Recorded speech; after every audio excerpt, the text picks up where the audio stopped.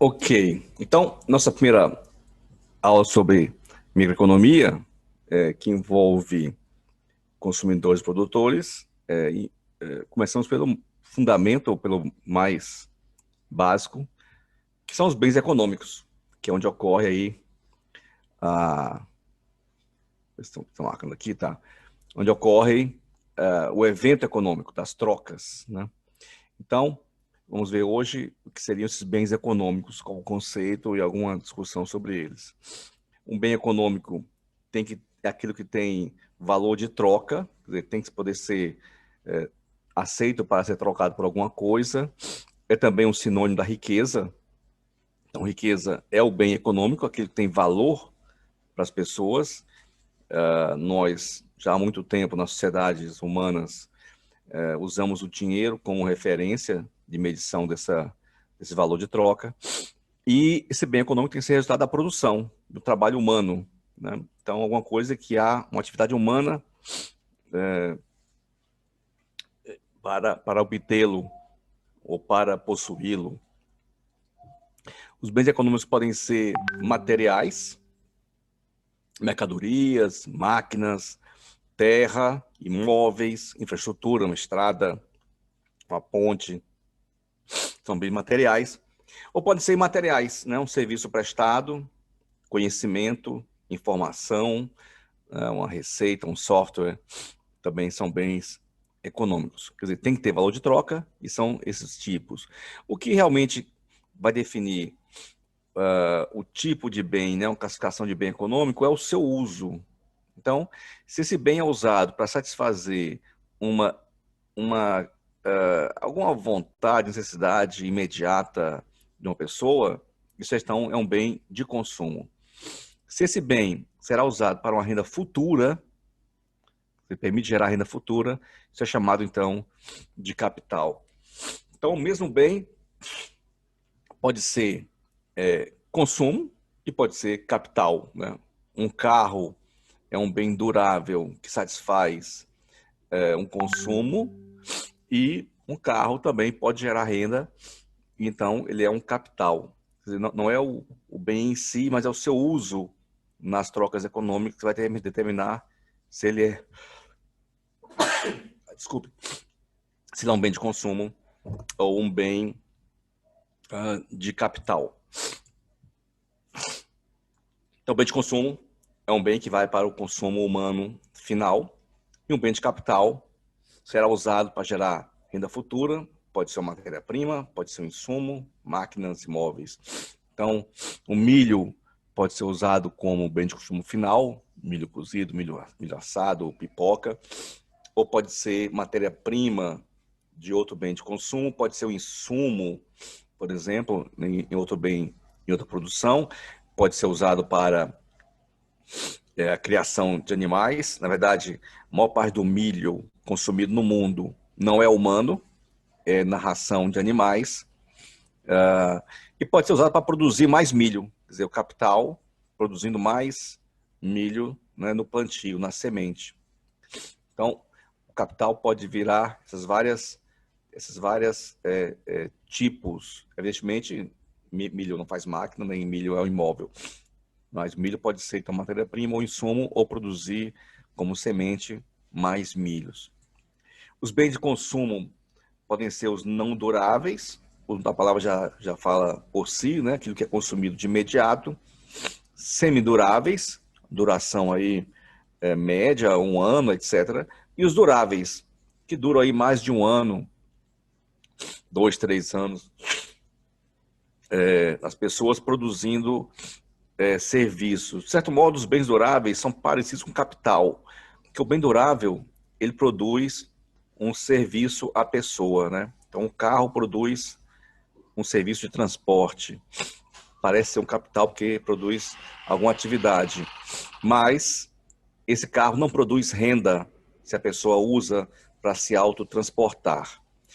O capital, teremos 4 tipos principais de classificação: capital fixo, capital circulante, capital financeiro e capital humano.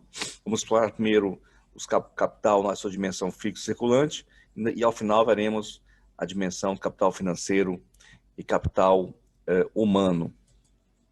Aqui temos uma cadeia de produção típica de um bem de consumo industrial. Começa lá na matéria-prima. Então, na matéria-prima, todo o valor de matéria-prima acumulado é um capital circulante. Quer dizer, um capital que está em circulação para produzir um bem final de consumo e gerar renda. O armazém, né, o almoxarifado, o prédio, etc., que estoca essa matéria-prima, é um capital fixo. Ele não será entregue ao cliente após a produção. As instalações do fornecedor são instalações fixas de capital fixo. Os veículos de transporte são capital fixo. A fábrica que produz o produto é um capital fixo. As vias que são usadas para transportar, para mover os veículos, é um capital fixo. Os veículos usados no transporte é um capital fixo. O almoxarifado, os estoques, os prédios onde estão estocados os produtos fabricados antes de ir para a venda é um capital fixo. E os produtos fabricados que estão em distribuição também são capital, só que circulante. Porque observe, então, tudo aquilo que vai gerar renda futura, quando for vendido, é um capital. Parte dele é usado ao longo do tempo, capital fixo, e parte dele circula na produção e vai até a venda para o consumidor. Então, também aqui um fato a observar, né, que para haver um bem final de consumo, tem muito capital envolvido, né? Então, quanto mais complexa e sofisticada a economia, mais capital existe nessa economia. O capital, evidentemente, é resultado da produção. Então, para haver capital, é necessário haver um não consumo. Então, quando o bem de consumo, aquele bem que foi gerado, não é consumido, isso vira uma poupança. Do mesmo modo, quando a atividade humana é voltada não para gerar bem de consumo, mas bem de capital, isso também é um tipo de poupança. Poupando de consumir para acumular capital. E a poupança, quando vira capital, é chamado investimento. Então, investimento é a transformação de poupança em capital. Esse é o conceito de economia de investimento. A engenharia civil é basicamente uma engenharia, uma atividade, todas as engenharias são, né, de capital. Então, temos os terrenos que são trabalhados pela engenharia civil, viram capital valioso. Faixa de domínio de uma estrada que antes era terra nua ou floresta ou mata, ao virar uma faixa de domínio, torna-se um capital. Os edifícios é um capital, na verdade o maior capital que existe das pessoas são os imóveis, terminais de transportes, rodovias, ferrovias, canais, sistema de água, saneamento, energia, tudo isso é capital. E a engenharia civil, ela constrói esse capital, também realiza serviços sobre esse capital. Então, quando você faz uma reforma no edifício, você faz um serviço sobre o capital edifício, o imóvel. Quando faz uma manutenção da rodovia, está atuando no capital da estrada. Então, a engenharia civil é uma engenharia de capital. E aqui a gente pode até voltar no que falamos agora há pouco, né, sobre poupança e investimento. Se a engenharia civil é uma engenharia de capital, então ela depende muito de poupança. Depende muito de sobrar na economia, sobrar bens que não serão consumidos, sobrar material, sobrar também trabalho, sobrar atividades humanas que não gerem consumo. Então, para haver engenharia civil com maior desenvolvimento, tem que haver poupança, porque a engenharia civil é uma engenharia de capital. Alguns exemplos aqui de engenharia de capital, né? Então, uma estrada é um capital, uma ponte é um capital, Todo capital nosso é um capital social, certo? Parte dele de, digamos assim, propriedade pública e parte dele privada. Mas todo capital é social no sentido que é da sociedade. Ele é resultado dessa produção e não consumo da sociedade. Por decisão pública, seja isso maior ou menor nível de democracia, ou por decisão privada, né? Um investidor, um empreendedor, um proprietário de um capital resolve não consumi-lo e produzir, então, um capital para a renda futura. Então, estradas rodoviárias e pontes são capital, portos e ferrovias é um capital também da sociedade, aeroportos e vias urbanas também é um capital da sociedade, sistemas de produção de energia elétrica, como grandes barragens, né? Aqui está Itaipu, e sistema de distribuição de energia elétrica também são atuações da engenharia civil que produzem um capital para a sociedade, etc. Os prédios e casas na cidade são capital da sociedade, produzindo serviços de moradia para as pessoas, seja isso próprio ou alugado, mas o serviço de moradia é o serviço do imóvel residencial, produzindo espaço para atividades, os escritórios, atividades técnicas, etc., hospitais, escolas, o comércio, outras atividades de lazer, quer dizer, produzindo aqui coisas que vão gerar serviços a serem consumidos ou serviços que vão gerar também capital, né? A gente vai ver que, por exemplo, que a escola é uma atividade que melhora o capital humano. Então, a escola é uma atividade de capital humano. E, de certo modo, hospitais são serviços de, aspas, manutenção desse capital humano. Então, boa parte da engenharia civil nas cidades é a construção de capital imobiliário nas cidades. Como eu falei, temos aí o capital financeiro e o capital humano. O capital financeiro é o dinheiro. Então, parte do capital vai estar na forma transiente do dinheiro.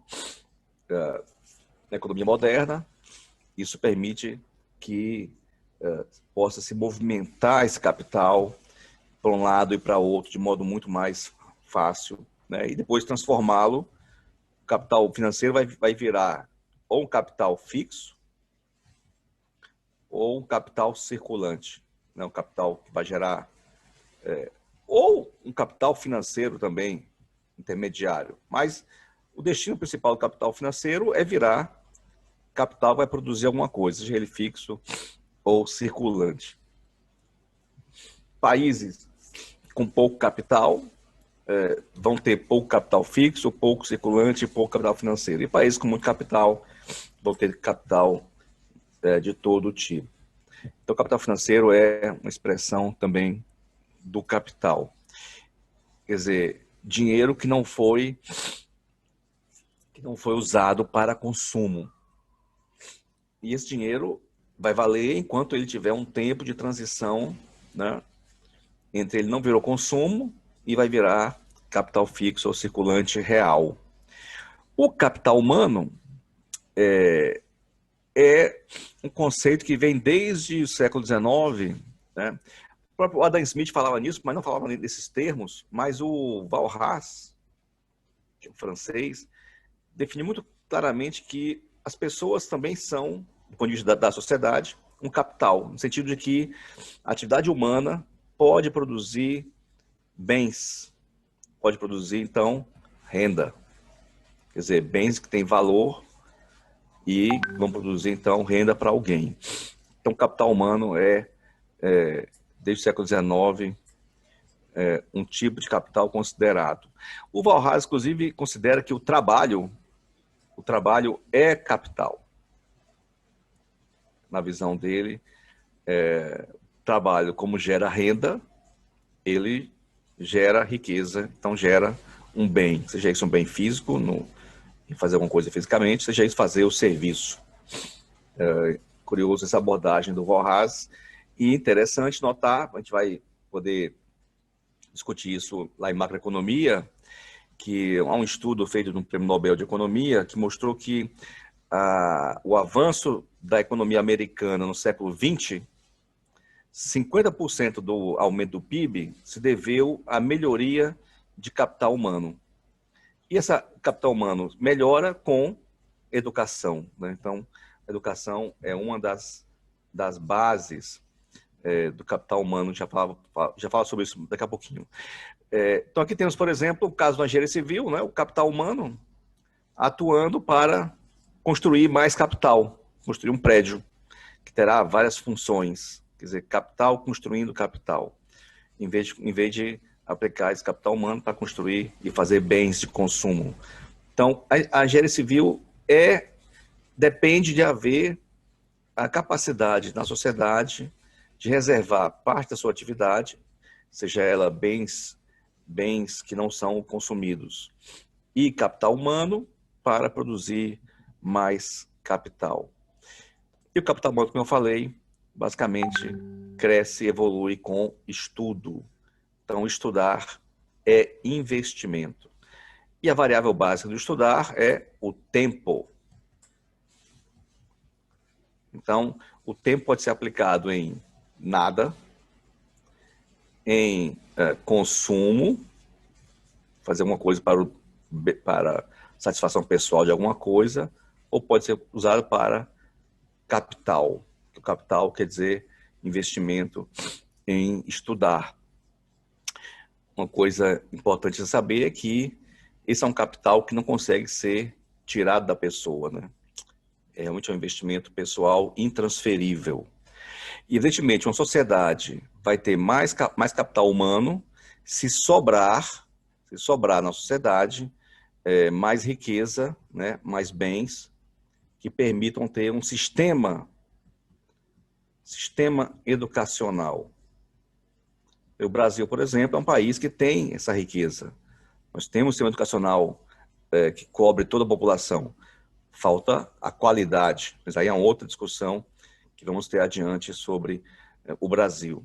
Então, em termos de riqueza, não há no Brasil um impedimento de ter um bom sistema educacional e de ter, então, um capital humano desenvolvido. O problema está em outra dimensão, não é um problema econômico, certo? Não é falta de riqueza. Ou seja, no Brasil existe capacidade de manter professores que não trabalham para produzir seu próprio sustento, do ponto de vista de alimentos, etc.